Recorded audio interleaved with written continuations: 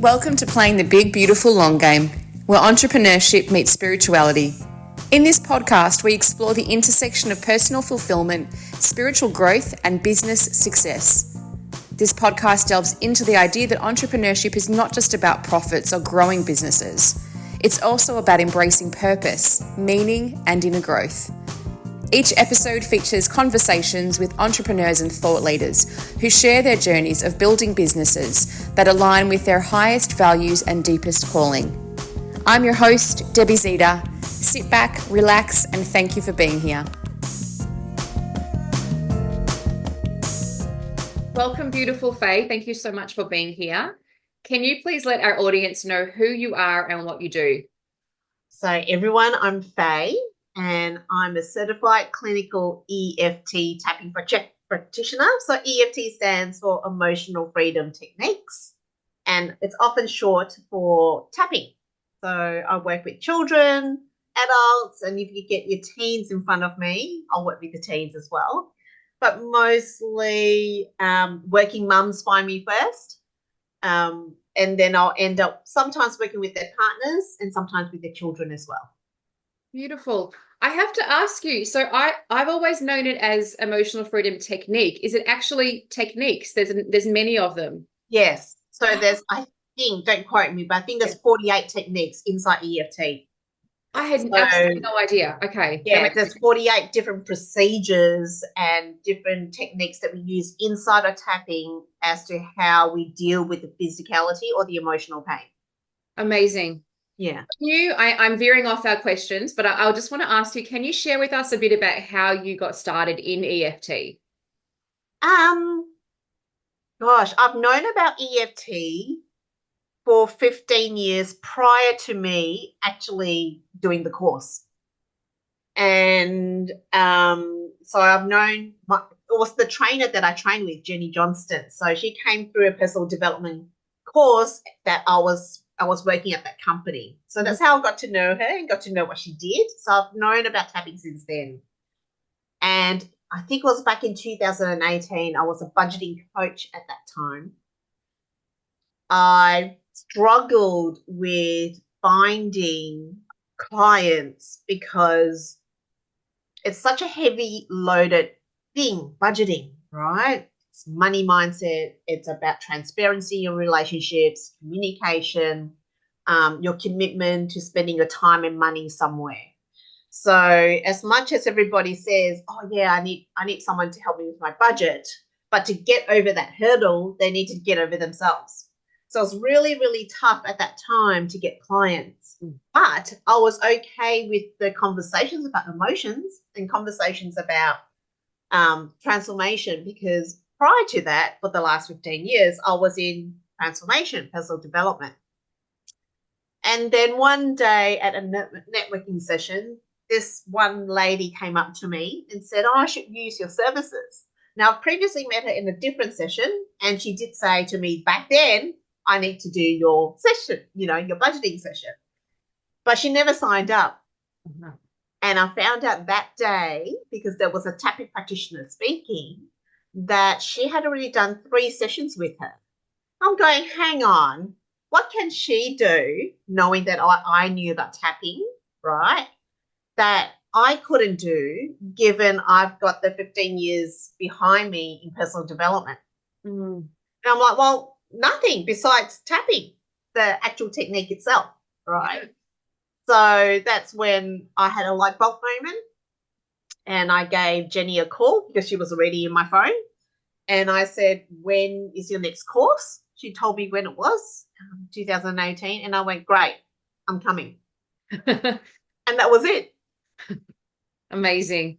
And it's interesting because I've known about tapping and dabbled with tapping for probably over a decade, through healers, through different therapists and things that I've done. I would see, this tapping thing happening, and I was like, okay, I'm just going to follow and do it. And I had no idea what I was doing, but I could feel the benefits of it. Right. Yeah. And then I would go onto YouTube and find different people that I resonated with, and I would actually actively go and look at, I think I'm feeling anxious, or I think I'm feeling, lethargic, or whatever it is. Like I got to a point where I could identify what I was feeling. And Yes. then I would, search on YouTube, find that video, and then tap on that. And then you and I met probably about 6 months ago or so. I lose track of time in my 40s now. I have no idea what's going on, but Yeah. I think it was around 6 months ago. And I just was really captured by your passion for EFT. And you also have a way of articulating the processes and being able to tune into the energy of the person, or in our case, the group, because you do also run monthly groups for my community as well, which is really amazing. And so, yeah, I just wanted to share that you've sort of transformed and illuminated my passion, or reignited my passion for EFT. And I can see and feel the value in myself, although I'm not trained. But I love the addition that you bring into what we do. It's so complemented. Yeah, thank you. Yeah, when the reason I'm this sort of a tapping practitioner isn't because I just went through a course, did some exams, did 40 case studies, handed it in, passed it all, and then went voila, right? No. So without my background and my history, I wouldn't be the tapping practitioner that I am. Yeah. So it's sort of really, and I do give accolades to the personal development company I started with, because without that history, I wouldn't be this type of my style of tapping with my clients at all. Yeah. Yeah, it's amazing how often, if we reflect back, there's the synchronicities and the 180s or 360s sometimes that we tend to do in our careers and our life path. Yeah, for sure. Yeah. For sure. Yeah. And when I arrived here, you just look back, you go, oh, is that why I needed to give up my corporate job back in 2004? So it started back then. It's been a 20-year journey. Oh. Right? But if I didn't do that step back then, I would not be here. Yeah. Yeah. I love it. Really turned out. Amazing. Fay, how have you aligned your business with your purpose? Well, stepping in from what I just said from 20 years ago. So I guess it's about my sense of fulfillment and purpose being expressed through helping others interject their own predictable trajectory. Beautiful. Can you say that again in a way that we can look at, an example of someone? Let's say it's someone who doesn't know anything about EFT, or they're just learning about it, and they're listening to this podcast and they're like, well, wait, what does that look and feel and sound like to me? Can you give us an example? Yeah, I can use just like chocolate, right? So I'll just use an example that a lot of women relate to. Chocolate's always a good example. Yeah. Exactly. So we all know having too much chocolate's not good for us. Yeah. And too much sugar, too much, right? But there'll be times when you're feeling a certain way and you just can't stop. It's very moreish. And then it's no longer just one block, it's a whole row, and then the next row, and the next thing you know, the whole family block's gone. Right? And you're sitting there wondering, oh crap, and putting yourself down going, how did I just finish that whole block of chocolate? And you might find yourself repeating that on a monthly basis or on a weekly basis, and you just don't know how come, but you know it's not that good for you. Mm-hmm. But the knowing doesn't make a difference at all. And so the thing is, we embed certain emotions inside objects, or embed certain emotions in our body that crave the emotional linkage. So I've tapped with clients before where they've immersed certain memories with Cadbury Dairy Milk because their mum would have given them a treat during BZ exams, and that's not a normal treat at home. So they feel really appreciated and loved for the fact that they've got a block of chocolate to study with, right? And if then their mother passes away and the memories linking mum to the chocolate, right? Then here you are going, I need love and appreciation. And naturally your body links it to chocolate. And there you are during COVID or lockdown having a whole block. Yeah. Wow. And it's about, but we need to find out what it is. And you won't know, because if you already know, you'll know how come and you'll stop. But you can't. It's because that particular thing actually activates the behavior.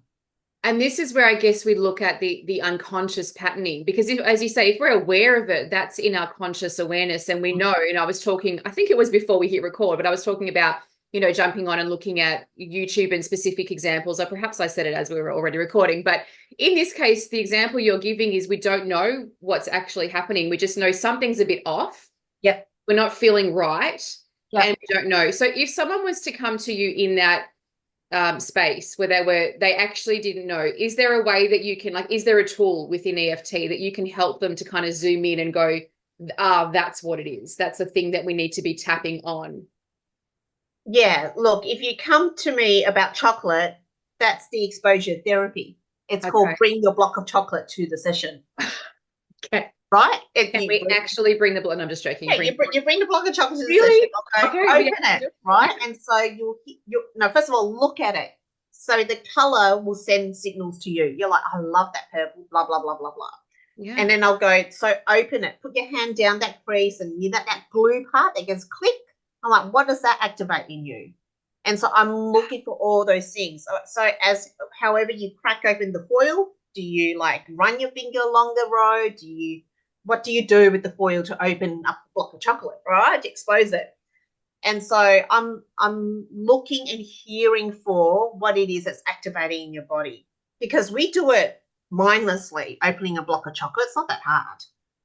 Right, we do it mindlessly, but right from the process of buying it from the shops, seeing it, down the aisle number 4 in Woolies, it already activates and triggers. So we won't specifically know what memory it is, but I'm going with the surface level senses, right? I'm going there, but you won't even know to ask yourself those questions. I need to draw them out of you. Gotcha. Right. And then we drill down. And I guess we can use the chocolate example. This could be used for, excessive shopping. It could be used for drinking. It could be used for, well, actually, can it be used for things like, people going through anxiety and depression, whether that's clinically diagnosed or if that's just, an episode of crisis and it's coming out as anxiety or depression. Often in those times we'll have the inner critic is very loud, which again, we all have the inner critic. That's a normal part of being human, but it is quite vocal and it can be quite a mean inner critic if you're going through depression and anxiety. Yes. Is that something that we can also tap on? Oh, definitely. Yeah. So you can use EFT on anything emotional. Okay. So it doesn't matter what condition you necessarily have diagnosed or even self-diagnosed, right? So if you're just saying, I'm just really upset and depressed, I can't get out of bed, and it takes me 4 snoozes for me to even consider, then that's all the information I need to start tapping. Right? So you can tap on anything. Like you can actually just anything emotional, as long as it's got an emotional basis. Yes, it doesn't matter. I've talked with kids with ADHD and autism, and the parents give me all these different labels as such. And I'm like, well, it doesn't really matter to me. What only matters is how the client is in front of me and what emotion I'm drawing out of them as to their relationship to the topic we're talking about. Yes. And it's the emotion that's actually got hooked and, all complicatedly sort of all hooked up in the body that I'm doing the unhooking and the unwiring. Yes. It has nothing to do with the condition. Has everything to do with how the body embedded the emotion. And so it doesn't matter you've got connection, whatever. Yeah, it doesn't even matter whether you're on, high, which I've had clients where they're on 3 or 4 prescription meds come to see me, and so I don't know how it impedes upon their emotions, but I'm dealing with their emotions right there and then, whatever comes up. In terms of things like, I'm just thinking back to other modalities and how EFT might fit in. So, there's so many ways that we can manage emotion. I mean, obviously in part of what I do with self-inquiry and meditation, there's a portion of, a big portion of looking at that. And then we've got, there's the school of thought around, psychotherapy, there's cognitive behavioral therapy, there's thousands of modalities that we can use. Can you share with us, why might we choose to use EFT and work with someone like you over those other different modalities out there? it's very fast and it's somatic therapy.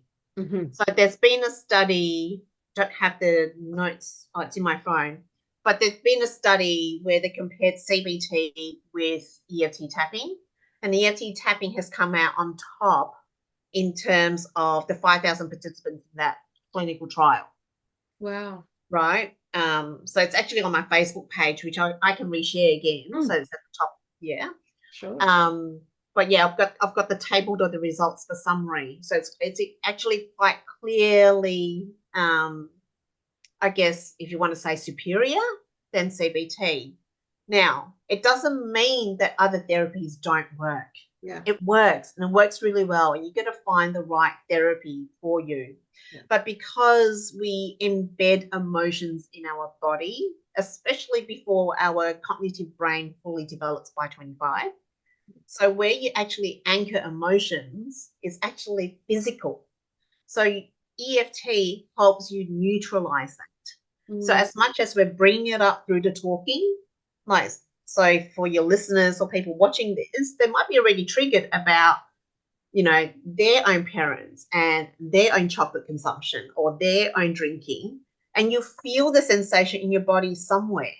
Is it in your chest? Is it in your stomach? Is it in the throat? Does it come out like a rock? Does it come out like a tightness, like a constrained, it's hard to breathe? So that's what I'm looking for. And because we're using the actual acupressure points, which is part of the primary vascular system, Yes. right? So they're real. It's not a belief system. Yes. They're actually real, right? You light up, you fluoresce under the fMRI machine. If we pump dye into that point, you fluoresce underneath, right? That line, the meridian lines. So as we're tapping, we're bringing up deliberately where the sensations are so that we unlock it and free it.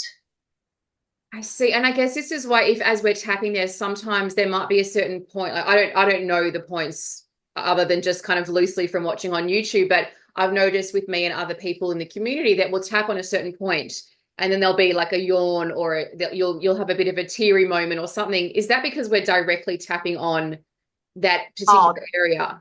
Not necessarily. Okay. It might be associated with that particular organ that meridian point goes to.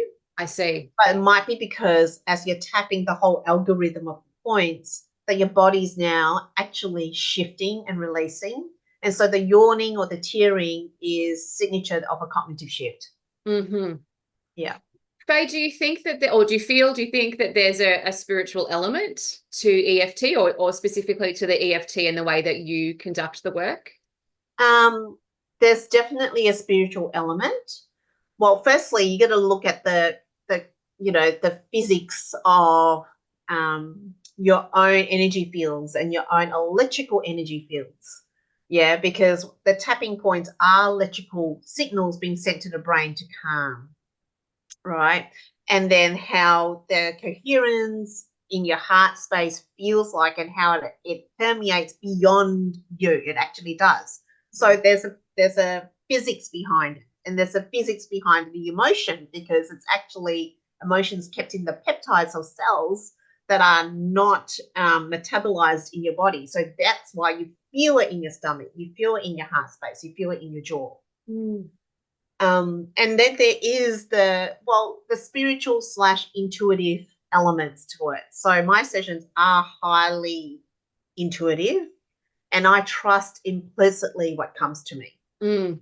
So even though I'm trained clinically and sometimes we're trained to use the client's words, but if another word or a sentence or an inquiry comes to me, I will say and repeat it for the client to say and repeat it, because usually that's what hits the nail on the head. Yeah. So I trust that implicitly. Yeah, it's an amazing gift, isn't it, when you're working intuitively? And do you also have there's sometimes I'll get a voice again, although I don't do EFT, but I'll get like there's a voice or a hint that I need to say this specific word, and I'm like, no, but she or he didn't say that. Why is that popping to my mind?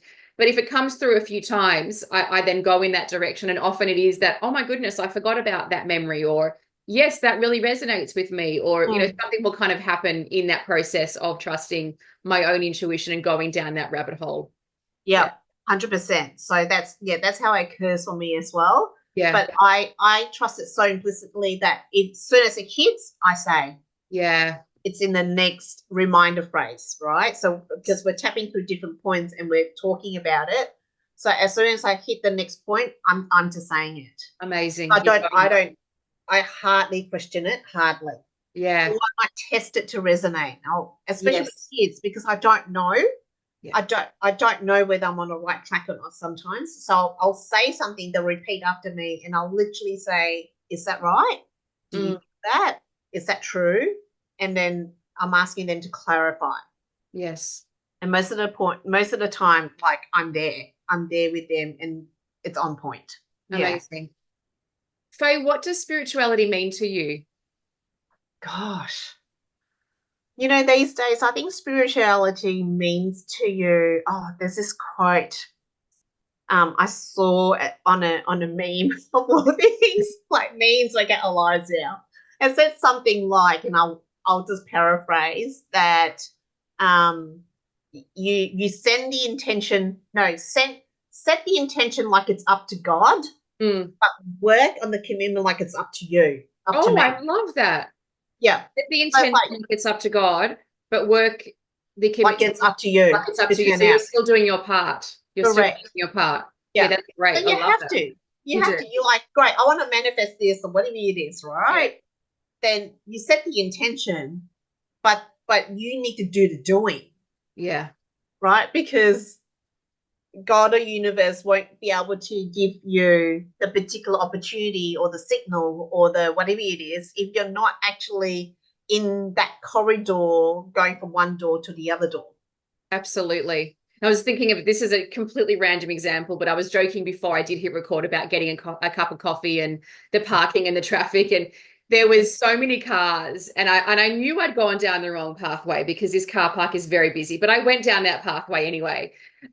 And then I was like, okay, this is just somehow all going to magically work out. I don't know how, but I'm going to, get the coffee, find the car. Well, first find the car park, get the coffee, Yeah. and then come back in time for our podcast recording. Yes. And so I'm at the top level. There's nowhere else to go in this particular area. There's cars everywhere. And I see from the corner of my eye, there's a tiny little spot, and there's a trolley right in the middle of it. Ah. And I was like, is it a spot? Is it not? Anyway, as I drove closer, I realized it was almost like saved. It was saved for me. Let's say the universe saved it for me. So I jumped out, I pulled the trolley away, I parked my car, and I had my spot. But I was receptive and open to the fact of being, in sync with the universe, and for this to all flow somehow perfectly. And I was Yes. able to receive that. But had I been really busy, I don't even think that my eye would have noticed that that was actually a car spot. Yeah. Yeah. Yeah. I So know. being It able to happens that way with the simplest of and non-attached of things, like Yeah. a car park, because people go, "Oh, the car park ferry always works for me," and it's just a matter of fact for them, and it does always works for them. But Yes. they're not really attached. They've set the intention. They've turned up to the car park, right? Yes. But when it becomes something that's a lot more emotional, a lot more meaning, a lot more intention and attachment to it, it becomes so hard. Yeah. All our fears and our desires and our blocks kind of get in the way of receiving that we've actually called in. And then you get to the Yep. point where you're like, what was I even actually asking for? I'm so stressed, I've forgotten. I need to tap. Yeah. Yeah. um, Yeah. Faye, how do you think that we can integrate spirituality into entrepreneurship? It's trusting the gut. Mm. And I'm sure everybody says that all the time, but there's a real magic to aligning yourself and calming yourself to the point where you know that's the right path. And despite your resistance, the blocks, and stuff like that, you just keep going. Yeah. And it's more that I use my own spirituality for my own discipline. Mm. It's insight discipline, right? So I'm human. I feel all sorts of things, ups and downs, worries, the scarcity complex comes in every now and then I'm freaking out or whatever it is. There's all sorts of emotions going on. Sure, I can tap it out, but I just know I have to keep filling the pipeline. I just have to keep going. So regardless of what it is, you still find me keeping going despite my mental state and my emotional state. I'll Yeah. just keep going. Yeah. And Yeah. I think that's part of that entrepreneurial spirit that I know I've had since I was very young.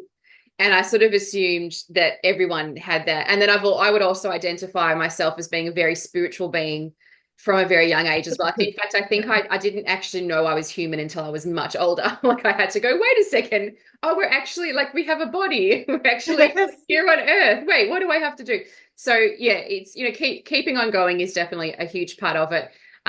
I can see online, Faye, that you do Bikram yoga, and there's different things that you do, I guess, to connect you back with your spirituality. What's your Yes. favorite practice to do? Um, well, definitely still hydration and Bikram. Yeah, I mean, I have to have the hydration to support me in the Bikram anyway. I was actually just thinking you need to You be have really to. fit. You Yes, have to. Otherwise, you get a toxin headache. It's not yes, fun.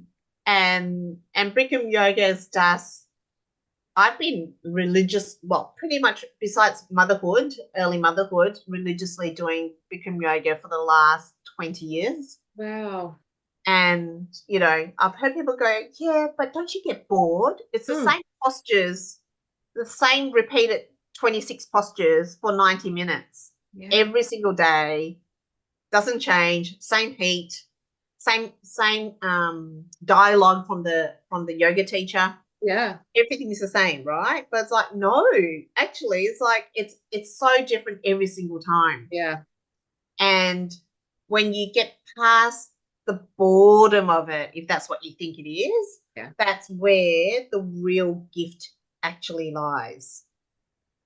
I can relate with meditation because it's very repetitive. It was, smile, relax, touch your heart, and it took me 5 years to actually feel that nice feeling that a lot of people I was around in the workshops and different retreats were ooh and ah and like feeling it.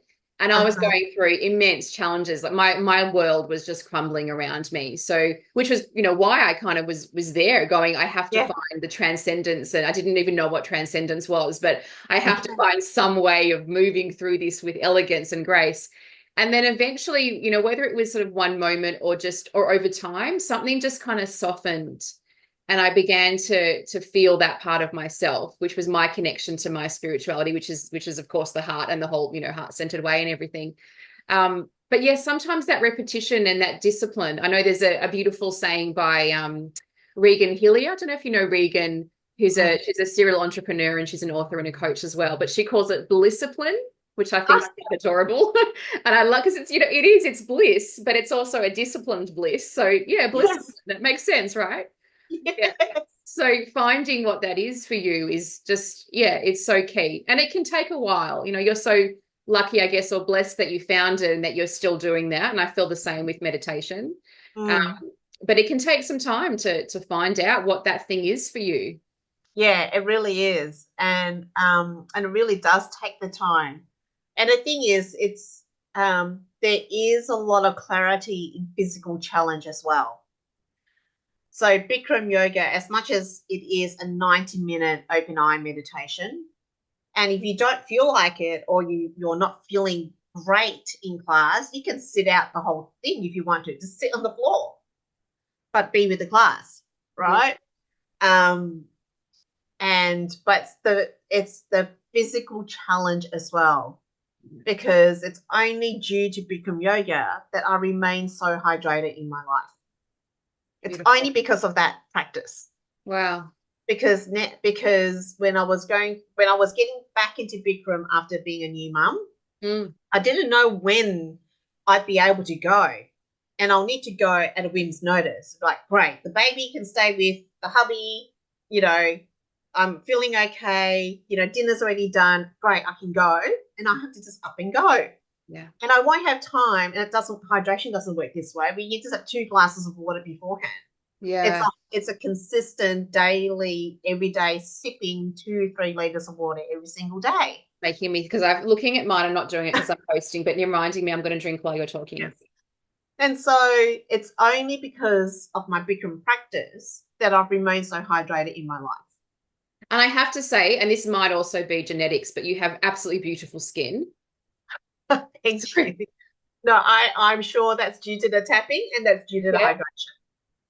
Yeah. Amazing. Yeah. Faye, Bikram does cleanse your pores, like yeah. I have to admit, I went to Bikram. This is a very long time ago. It would have been 20 years ago. I went once and I probably was not hydrated and I found it so challenging that I'm never doing that ever again. But maybe I should try. Maybe now, some time has passed and I know about hydration and I've got more tools in my toolkit as well. Yeah. You may have already answered this, Faye, but I'm wondering, how do you cultivate inner peace while growing out of success? Gosh, I don't know. You just have to deal with the turmoil at that moment in time. Yeah. Because you don't know what life is going to throw you. Yeah. And you just have to trust.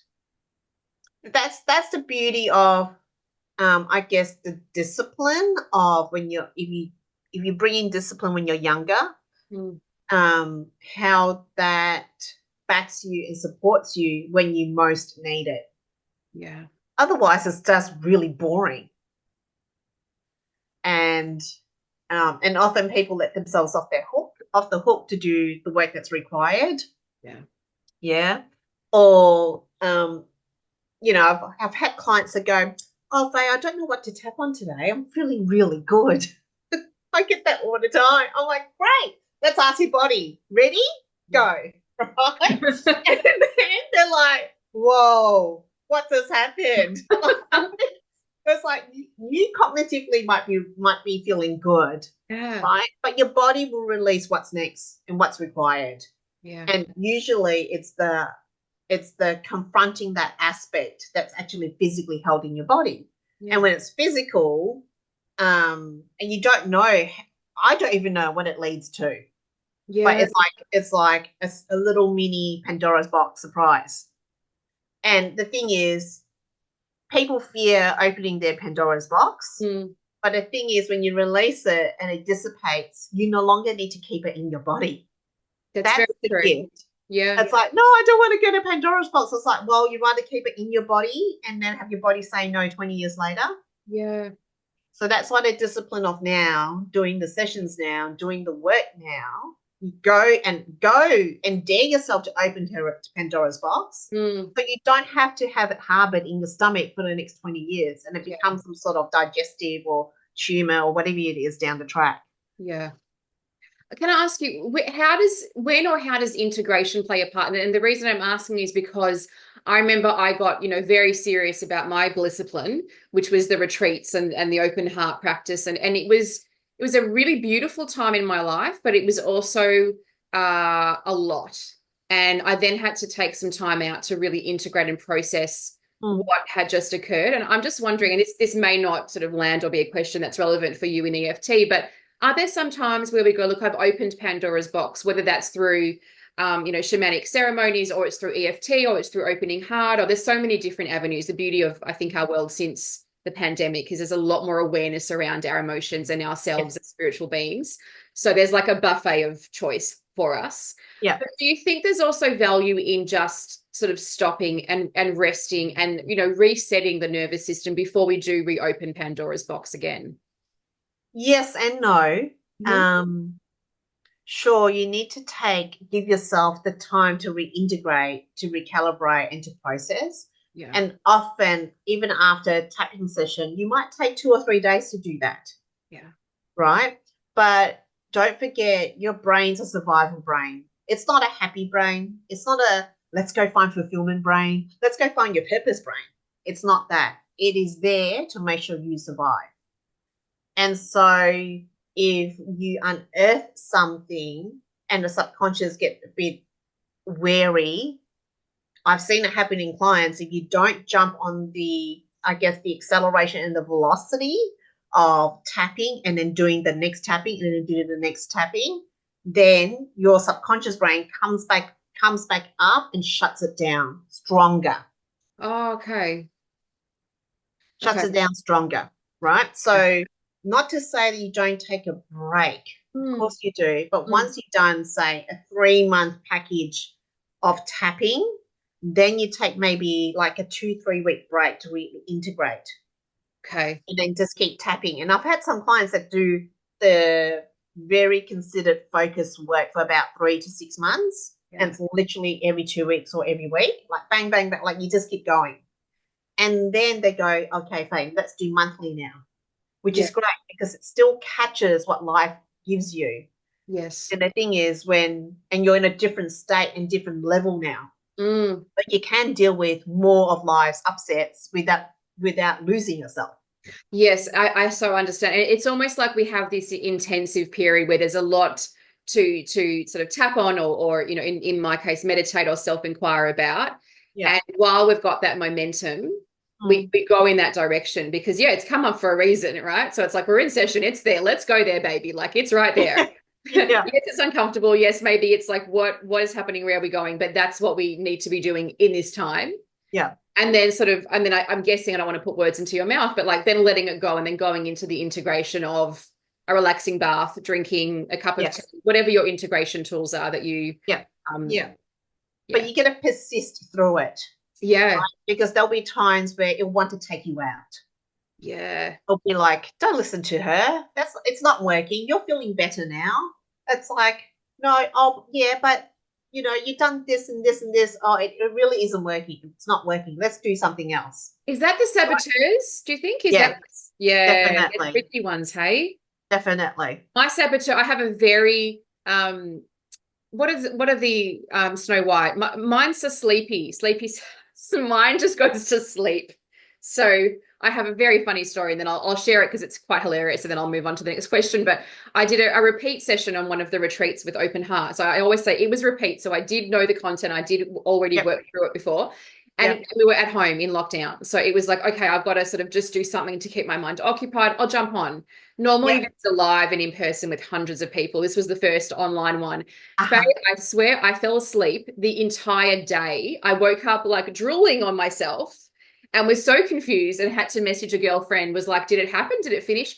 But obviously it was such a powerful transmission of energy because our teacher is quite exceptional at what he does. That part of me was just boom, shut down. Just Yeah. sleep. It's like, yeah, don't listen. I want you to Listen. survive. I want Yes. this to survive. Please don't let it go. I'm hanging on to dear life. Oh, Yes. yeah, I'll shut her down. I'll make her Oh, really tired. I'll make her eyelids really heavy, head really heavy. Let's go and nap. And I've had clients that go, Faye, I could fall asleep right now. And they yeah. struggle. They struggle to keep Yeah. awake. I'm like, push through, push through, push through. Yeah. And then we push through, we find out what it is, and then they're like, oh, I'm not tired anymore. Yes. So that happens all the time. Yeah. It's often a sign that you've got onto like a really juicy, good Yeah. thing, actually. We're on Yeah. the right track You're on and the right track. we're going. Yeah. Let me keep you awake. And also wear, if you happen to be a makeup wearer, wear waterproof mascara or no mascara at all, because I'm a yawner during EFT on meditation. So I will constantly yawn so much to the point where I have like mascara down my face. I'm not crying. I'm actually just processing so much. Yeah. Yeah. Yeah. Faye, how can we overcome limiting beliefs and embody more abundance? Strange thing is to acknowledge your limiting beliefs, is to get to know what they are, Mm-hmm. to understand the patterns in which it shows up, to acknowledge the feedback from others, be it from your clients, from your friends, from family. So if they're saying the one thing, but everybody else is saying the same thing, then that collective saying it back to you is what's occurring for them. So if that's the case, then you're going to start listening and start working through those limiting beliefs. Yeah, don't you like, love and detest those moments where you're like, damn it, it's coming from like my partner and my dad and my son and my, like, it's like, no, like Yeah. if it's just one person, you can put it down to, the dynamic or karma or a Yeah. bad day. Yeah. But yeah, when you've got the feedback from a few close people or not even close, but a few people in your circle, that's a really good sign to kind of go, okay, time to work on that aspect of Yeah. my health. Yeah. Yeah. And 100%. Is that something that comes through, throughout the tapping process? Is a limiting belief something that you also sort of work on, or is it linked back to limiting beliefs in some way? As in how it presents. Yeah, in terms of if someone's presenting with a certain, let's say, behavioral pattern, or they've got an emotion that they've come to sort of work through with you, is that something that work the workers in EFT can directly impact positively their limiting beliefs or their belief systems in general? Yeah, definitely. Because I often will find patterns in people or what the memories that come up during tapping. And I never, like, it could be a random memory. And I'll ask my clients never to dismiss any memory. Yeah. Because they might be tapping about procrastination, and then the death of their uncle when they were 10 years old comes up. Mm-hmm. But completely random. Mm-hmm. But I never dismiss the memory because it's what the body's giving you. And then eventually it all connects. Yeah. It all connects. And so with this example, this particular client, it was about her uncle's funeral that she wasn't allowed to go to. Oh, wow. If she was 10 years old. Okay. Right? She wasn't allowed to go say goodbye. She was really close to him. And so she actually, in her business, had an issue about procrastination. Wow. And how that related was because she can't be with completion. Now, she had no bloody idea that was what procrastination was. She's just like, I just procrastinate. I don't finish my notebooks. Wow. I start projects. I don't really finish it. I don't know why, Faye. Wow. And she had no idea it was because she never said goodbye to her uncle. And then did she find, through that awareness, through the tapping, was there a direct link to her, was she more productive and she was having, decrease in procrastination? Well, she ended up completing a life coaching certification recently. Wow. So she completed stuff and she's done other things. And this is a good few years since. Yes. Right? But who would have known that was what was in the way of procrastination? And here we are going, oh yeah, I procrastinate. I just need to create more habits and to create more discipline. Yes. Which she's tried. I'm like, well, it's actually against something that's so deeply anchored and strong, you've got no hope. Yes. Unless you've got someone accountable pulling you for years on end to turn up and keep doing. And that would mean be an employee. Yeah. Because then you're accountable to handing your KPIs and handing your projects. Yes. Right? Not when you're an entrepreneur. Uh-uh. When you don't have the accountability. You set your own accountabilities and you can let yourself off the hook. Uh-huh. If you don't want to procrastinate, go back to being an employee then. That's a really good structure and framework. Yeah. Yeah, and giving you regular income, but it doesn't take away how come you do procrastinate. And especially it's just a fix. It's just a fix, a workaround. It's the band-aid, if you like, and it's sort of, it's the distraction of something that you actually want to be an entrepreneur and want to be at a certain level. And part of that is being productive on a daily basis, or most of the time, 80% of the time. Yeah. And then that's getting in the way of it. So yeah. So I never know. And clients would go, oh, how many sessions? I'm like, is anxiety linear? Well, I have no idea. I don't know whether it's 2 sessions I'll clear or it will take 10 sessions to clear. I don't know. Wow. And I'm clear that I don't know. Yeah. And I'm clear that I'll only know inside the session. Yeah. So you just have to let people know that you yourself don't know, and you'll find out together once you journey down that pathway. And that's the scary part. That's a confronting part for a lot of people. Yes. I'm like, well, that's why it's like it's not linear. You're not a project timeline either. Yeah. And then having that, that level of trust and connection with you, which is something that we have to have with the coach and therapist anyway. So it comes down to, yes, it's the modality, but it's also, is there, do you like hanging out with them? Do you like the sound of their voice? Do you feel, safe and nurtured, but also, challenged and encouraged and, accountable in that dynamic? And then that allows that space to really, that therapeutic space opens up from there. Yeah, exactly. So I mean, that's why I'm pretty social on my socials. Yeah. They all turn out and say, oh, I feel like I already know you. Oh, that's gorgeous. Yeah, the power of social media. Yeah. I still have some work to do on that one. I'm on it, but I know I have some work to do around putting myself out there more. So, Faye, I would love to ask you. I know that you've heard a little bit about my framework, the six selves. And one of the last questions that I ask my guests is if you can let us know your favorite self and why. So, in order just to jog your memory and make it easy for you, let me just share the screen. Mhm. Give me one sec.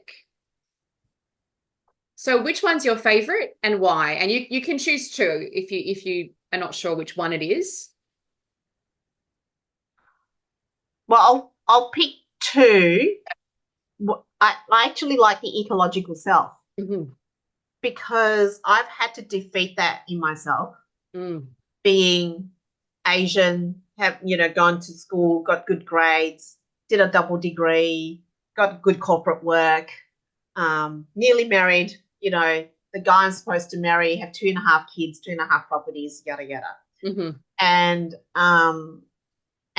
I interrupted that trajectory myself by quitting my corporate job back in 2004. Yeah. My boyfriend at the time thought I was crazy. My family certainly thought I was crazy. Mm. But had I not intervened my ecological self, Mm. the expectations, the social expectations, the cultural expectations, or the aunties and uncles' expectations that form part of my parents' expectations as well, then I'd end up in that sort of a life, and I don't know how I'll be. Yeah. Yeah, I wouldn't choose that. And especially over the last 4 years that's transpired inside a pandemic, I certainly wouldn't have appreciated choosing that. Yes. And so the ecological self is actually, because it's very earthly and very worldly, and it's this lifetime. And if you don't break through that, those are the shackles that will have you repeat the same shackles on earth the next time. Yep. And so I think that's my favorite self, because I think that's one of the hardest self for you to sever, to kill off, to bankrupt. And it takes great courage. Huge. Yeah, I'm loving what you're sharing because I so deeply can relate with my own journey around that. And I had a number of years of really ignoring it and pushing it down. And for whatever reason, the soul calling for me to find my heart and go down that spiritual path and move away from that traditional life that, mainly bless her because she's long gone now, but my mother was really wanting for me. And then that realization that I was living the life that she wanted, and then she wasn't here anymore to try and make her proud or show that I was doing what I thought was the right thing. So then there was no sort of motivation to keep going in that life. It was like I literally did all of this for you unconsciously because I love you so much. I did all of it for you, and I've no idea who I am. And that was really what birthed the selves. It was the exploration of me finding myself. Oh, wow. And realizing, oh my goodness, I've survived and come through so many challenges. Yeah. And I really want to be able to highlight and share with other people that they can do the same thing. And it wasn't a business at all, even though I've got the entrepreneurial spirit. It was such a heart calling. Yes. And, and even the name, how it came about was amazing. That it was, what is the selves? What's the acronym for the selves? And then realizing, oh my God, it's so easy. Like it's actually the selves. Yes, so exactly. I had to trademark that one. But no, I'm loving. And you did mention that you've got. Was there a second one that you wanted? Yeah, the second one's the sexual self. Actually, Yes. that's more where I need to be challenged for myself. Yeah. Because I am. So, my personality wise, I'm probably more choleric. I'm very directional. I can, it's and inside this work, people go, why don't you ever get impacted by all the emotions you hear and feel and hear about, or I've heard a lot of stuff. And I go, I don't know why, but it just literally washes off me, and I'm not impacted by it. Great. I'm only impacted by, when kids share their heartbreaking stories, I'm impacted by that. Yeah. And through the pandemic, I tapped with people that were really scared in getting the jab. Yeah. And one teacher that had to give up her career. I was really impacted with that because I didn't know that was turning up, and you could never prepare for it, right? It's such a new topic. But for myself, it's really about dropping into my feminine and the flow of that. And as much as I'm spiritual and highly, highly intuitive, and, and very, I may as well be a samurai in a goddess suit, because, when I want to, my swords come out and I will just strike, right? Lots of neighbors don't like me because of that. Right. So, but I don't know how to deliver the sword with velvet around it. I don't know. So that's something that I need to drop more into. And I don't know whether I'm supposed to, or that's actually where I'm balanced at the moment, or I'm meant to be more alpha than I am not. Yeah, but personality-wise, I do know I'm a choleric. That's an interesting one, isn't it? Because it's like we can change, but we can also stay the same. I think if it's working and you're getting the outcomes and the results that you want, you don't have to change. But I think if there's a desire to want to have a softer approach or be able to deliver something in terms of communication in a way that has that power and that kind of samurai effect that you were speaking about. But then also, and I can relate, I'm a Sagittarian, so I am like a blunt deliverer of information. And what I found when I was working with the Heart Center, which is not something that you do once, it's a little bit like tapping, where you access it, you go into that place, and it's like a muscle that you kind of build over time. It becomes richer and sweeter. And part of that for me, I noticed, was my communication with my family, my friends, my clients. Just it softened, but it became so much more powerful as I was connecting to that feminine side through the avenue of the heart. So yeah, we can definitely chat more around what that might look like for you. But I love that as an example, and the awareness that you have and the curiosity also, because that's a very feminine state of being around that. One very quick last question before we finish up. And that is, what advice do you have for others who are creating a business that serves both the world and their hearts? Is to always commit to the next step. There's always what's next. And you got to keep yourself moving. That's the momentum piece, right? Don't get stuck. Keep going. And even if you do encounter stuckness, it's meant to be there for you to work through and break through. We can almost get a t-shirt. If you do encounter stuckness, call Fay.